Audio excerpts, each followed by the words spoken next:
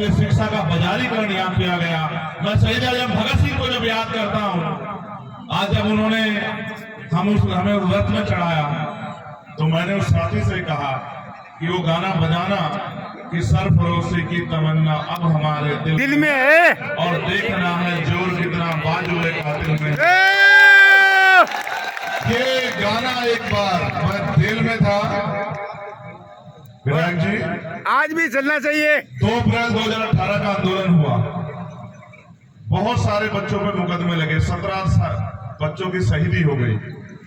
मैं जेल में कुछ कर नहीं पा रहा था, तो मैंने कहा क्या करूं, तो मैंने सोचा कि चलिए गांधी जी के तरीके से लड़के देख लेते हैं। मैं भूख हड़ताल में चला गया, जेल में और कोई रास्ता नहीं था, अपना विरोध दर्ज कराना था। तो 8 दिन हो गए मुझे भूख हड़ताल। वो रोज अखबार में छपवा देते कि चंद्रशेखर 3 टाइम खाना खा रहे हैं। कहीं ना कहीं से मेरे परिचित अखबार की कटिंग मुझे लाके देते कि देखो आज ये छपा है। बाहर लोग आंदोलन कर रहे थे, मैं उस आंदोलन का साझेदार बनना चाहता था बस। तो मैंने अपने अधीक्षक से कहा कि सर, उन्होंने कहा चंद्रशेखर कोई मांग हो तो बताओ। मैंने कहा एक ही मांग है, आज आप मुझे लेजेंड ऑफ भगत सिंह लिखवा दो। तो अधीक्षक मुझसे कहने लगे कि बिना उसको देखे तुमने हमारी नाक में दम कर रखा, उसको देख के जो है तुम और पक्का संकल्प कर लो। हम कहाँ जाएंगे भाई, हम नहीं दिखाएंगे। भगत सिंह केवल एक नाम नहीं है, भगत सिंह एक विचार, और जिसने वास्तविकता में शहीद आजम भगत सिंह को पढ़ा है, मैं शर्त लगा के कह सकता हूं कि दुनिया की कोई ताकत उसे तोड़ नहीं सकती। सक्सेस है, सक्सेस। इसलिए मैंने कहा कि वो गाना बजाओ, और मैं पूरे रास्ते उसको सुनता हूं, क्योंकि मैंने उनको जब पढ़ा और उनकी एक एक बात में क्या दम था। उन्होंने अपनी मां से कहा क्रांतिकारी होते हुए कि जब मुझे मिलने आओ आखिरी बार रोना मत, वरना लोग ये कहेंगे कि एक क्रांतिकारी भगत सिंह की मां रो रही, मैं रो रही है। जब उनके पिता ने ब्रिटिश गवर्नमेंट को खत लिख दिया कि उनकी फांसी की सजा माफ कर दी जाए, तो वो अपने पिता से लड़ बैठे और उन्हें अपने पिता से कहा कि आज आपने मुझसे मेरे साथ धोखा किया है, मेरे आंदोलन के साथ। आज आपने मेरी पीठ में छुरा घोंपने का काम किया है, आपको कोई अधिकार नहीं मेरी लड़ाई को कमजोर करने का। मैं अंग्रेजों के सामने झुकूंगा नहीं किसी भी कीमत पे। आप मेरे पिता होके आप उनके आगे माफीनामा भेज रहे हो, आप उनसे मेरे लिए मदद मांग रहे हो कि मुझे माफ कर दे। मैं किसी कीमत पे माफी स्वीकार नहीं करूंगा। मैंने फांसी का तख्त इसलिए अपने लिए तय किया है कि मेरे जाने के बाद लोग जाग जाएं।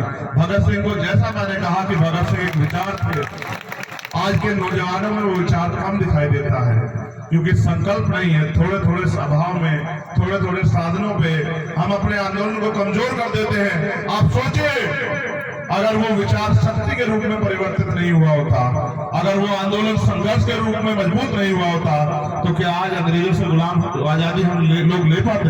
नहीं। क्या इस समानता के साथ ये टेंट लगा के हम अपनी बात को रख पाते? नहीं रख पाते। ये इसको संभव करने के लिए बलिदान देना पड़ा है। इसलिए मैं आपसे भी कहना चाहता हूँ, आप ये सोचते हो कि नारे लगाने से आजादी आ जाएगी, नहीं आएगी। नहीं, नारे लगाने से कोई आजादी नहीं आएगी। हाँ, अगर नारे में सच्चाई और लगाने वाला ईमानदार हो तो वो नारा जिसके कान तक जाएगा, उसको कम से कम उसके कान में सुफराहट पैदा होगी कि किसी बात पे चर्चा हो रही है।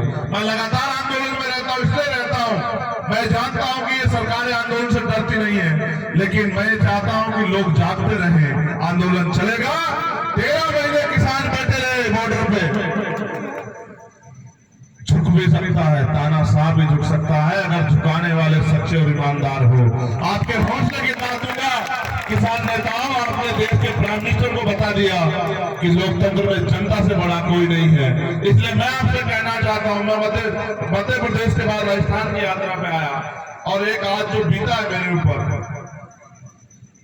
मैं जब निकलता हूं अपने लोगों के बीच में, उनकी आंखों को देखता हूं, जब वो मेरे हाथों को छूते हैं, उनके एहसास को देखता हूँ। हाथ का छूना एहसास बताता है कि उसके मन में क्या चल रहा है। जब वो मुझे छूते हैं तो ऐसा एहसास पैदा होता है कि वो बहुत उम्मीद लेके बैठे हैं मुझसे कि शायद चंद्रशेखर के जरिए हमारी जिंदगी में बदलाव हो जाए। आज मैं जब आपके प्रोग्राम में आ रहा था, मैं कह रहा था रुकना मत, कहीं देर हो जाएगी। देर हो भी गई, लेकिन एक जगह ऐसी स्थिति आई, ककहरी या कुछ ऐसी एक जगह पड़ती है, वहां 150-200 महिलाएं हमारी माए बहनें बिल्कुल गाड़ी के सामने खड़ी होगी और कहने लगी कि उतरना पड़ेगा।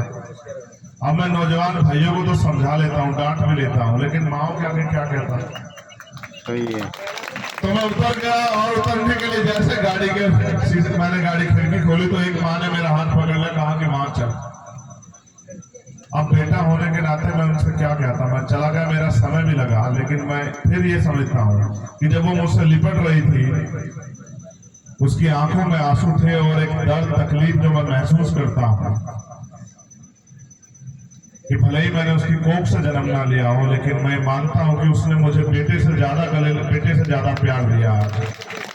जिस बेटे को वो कोख में पाल के पैदा करती उससे ज्यादा। और जाते जाते भी वो पगड़ी मेरे सर पे रख के गई, जो पगड़ी मैंने उनको दे दी थी, कहने लगी कि बस हमारा ध्यान रखना, भूल मत जाना।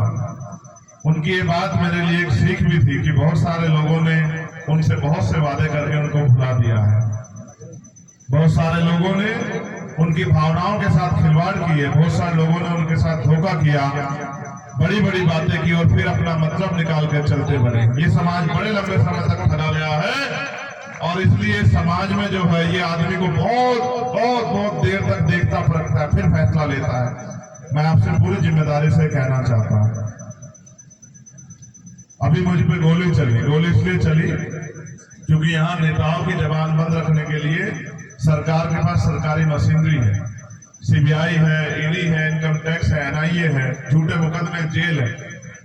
और मेरी पहचान ही इस बात से है कि मैं जेल से नहीं डरता, मैं मुकदमों से नहीं डरता।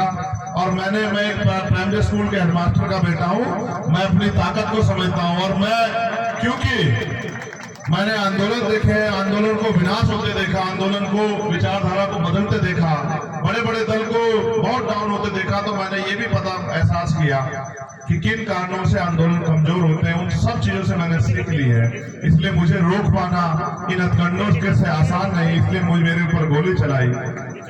आपका प्यार आशीर्वाद था कि मैं आपके बीच में हूँ, लेकिन मैं फिर आपसे कहना चाहता हूँ, एक गोली नहीं 1000 गोली भी अगर चलेंगी और जब तक मेरे शरीर में लहू का आखिरी कतरा रहेगा, मैं पूरी ईमानदारी से इस गुलामी की बेड़ियों को काटने के लिए लड़ता रहूंगा। मैं इसको आजादी अभी नहीं कहूंगा, आजादी तब होगी जब गरीब को भी अमीरों जैसे अधिकार और सम्मान सम्मान का जीवन मिलेगा, जब हर घर खुशहाल होगा, नौजवानों के पास आगे बढ़ने के रास्ते होंगे, अच्छी शिक्षा होगी, रोजगार होगा, अच्छा बीमार होने पर अच्छा इलाज मिलेगा, सुख सुविधाओं का जीवन होगा। और सबसे जरूरी कि गरीब को भी कर्म के आधार पे, जाति के आधार पर नहीं, कर्म के आधार पर सम्मान मिलेगा और जाति में समाज बनेगा भारत। तब जाके जो है जैसी कल्पना हमारे महापुरुषों ने की, जैसी कल्पना आजादी के परमाणु ने की, ऐसा भारत जब बनेगा। मैं इस मंच से घोषणा करता हूँ कि मैं इस बार अमरा राम जी को विधानसभा में देखना चाहता हूँ और अमरा राम जी को ये भी कहता हूँ, मैं आपको चुनाव लड़ाने, आपके लिए वोट मांगने के लिए आऊंगा, मैं आपको विधानसभा में छोड़ूंगा नहीं। इस बार मैं अपने साथियों से भी कहूंगा, उस विधानसभा में जहाँ लड़ते हैं, क्या नाम है अध्यक्ष उसका,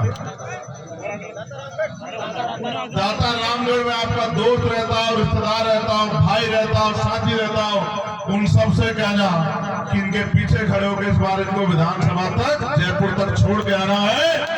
क्योंकि हम लोग वोट इसलिए देते हैं कि ये नेता जाके हमारी बात रखेगा, लेकिन आजकल नेता इसलिए आते हैं, इसलिए चुनाव जीतते हैं कि पैसे से पैसा कमा सके। आज की राजनीति में पैसा हथियार हो गया है, व्यक्ति आता है, पैसे खर्च करता है, फिर पैसे से पैसा कमाता है और जनता के मुद्दे वहीं के वहीं रह जाते हैं, इसलिए लोग ठगे गए हैं। मैं अपने लोगों से भी कहूंगा, वोट का अधिकार गुलामी से मुक्ति के लिए मिला है, वोट का अधिकार बेकदरी के लिए नहीं मिला है। और राजस्थान में क्या हाल है, 2 अप्रैल 2018 आपने देखा, और केंद्र की सरकार क्या कर रही है आप देख लो, धीरे धीरे संविधान को खत्म करने का काम कर रही है, धीरे धीरे संविधान के मूल उद्देश्य को कमजोर करने का काम कर रही है।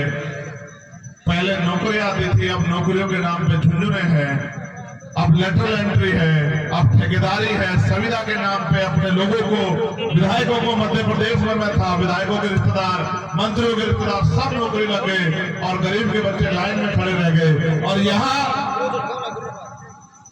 यहाँ बसों में बैठ के पेपर लीक होते हैं, पूरी की पूरी बस अपनी बना के और उसमें बैठ के गरीबों के अधिकारों को, नौजवानों के अवसरों को कुचला जाता है। और जुल्म क्या हुआ है आप बेहतर जानते हैं। यहाँ विपक्ष नहीं है अध्यक्ष जी, यहाँ विपक्ष नहीं है। ये लोकतंत्र की खूबसूरती है कि विपक्ष होना चाहिए, सत्ता तानाशाह हो, लेकिन यहाँ विपक्ष नहीं है। इसका सबसे बड़ा प्रमाण ये है कि जब दलितों पे, आदिवासियों पे, पिछड़ों पे और माइनॉरिटी में अत्याचार होता है, आप विश्वास कीजिए कि अगर कांग्रेस की सरकार में होता तो बीजेपी के लोग बैठ के तमाशा देखते हैं, और बीजेपी की सरकार में होता है तो कांग्रेस के लोग बैठ के तमाशा देखते हैं। ये विपक्ष नहीं है, लोकतंत्र नहीं है। मैंने बहुत सारी घटनाएं देखी। आपको इंद्र मेघवाल याद होगा, आपको जितेंद्र मेघवाल याद होगा, आपको कार्तिक भील याद होगा, आपको ओम प्रकाश रहगर याद होगा, आपको नासिर जुनैद याद होंगे। आप ये बताओ, नासिर जुनैद को यहाँ से उठा के लेके गए, मारा पीटा हरियाणा में, और फिर जब पुलिस ने भी मना कर दिया कि इनको हम नहीं रखेंगे, फिर उन दोनों बच्चों को, वो हमारे भाई थे, उनको जला के मार दिया। मुख्यमंत्री जी को बिल्कुल खबर नहीं हुई। हमने पूरे राजस्थान में आंदोलन कराया, पूरे हरियाणा में आंदोलन कराया, पूरे उत्तर प्रदेश में आंदोलन कराया, उत्तराखंड में आंदोलन कराया। फिर मुख्यमंत्री जी को लगा कि जिनको गुलाम समझते हो मुस्लिम समाज के लोगों, ये वोट बैंक ना खिसक जाए, फिर भागे भागे गए कि मैं भी तुम्हारा कुछ लगता हूं, मैं भी तुम्हारे लिए कुछ कर सकता हूं। ये बात मैं आपको इसलिए बता रहा हूं कि अगर वास्तविकता में विपक्ष होता तो सरकार की नाक में दम कर देता। 2 बच्चों की हत्या हुई थी, और जिस तरह से मैंने आपको बताया कुछ अमन सिटी में जो हुआ, आपने देखा किस तरह तमाशबीन बने हुए थे। पहले जाति देखते हैं अपराधियों की, फिर ये कौन सी पार्टी जुड़ा है, उसके बाद आते हैं। इसलिए मैं आपसे कहना चाहूंगा कि ये जो मजाक आपके साथ चल रहा है, इस मजाक को आपको रोकना पड़ेगा, और ये ताकत आपके हाथ में है। और जनता ये नहीं जान पाती या इस बात को समझने में कमजोरी दिखाती है। उनको लगता है नेता बड़ा है, और मैं ये कहता हूं कि लोकतंत्र में जनता बड़ी है। जनता चाह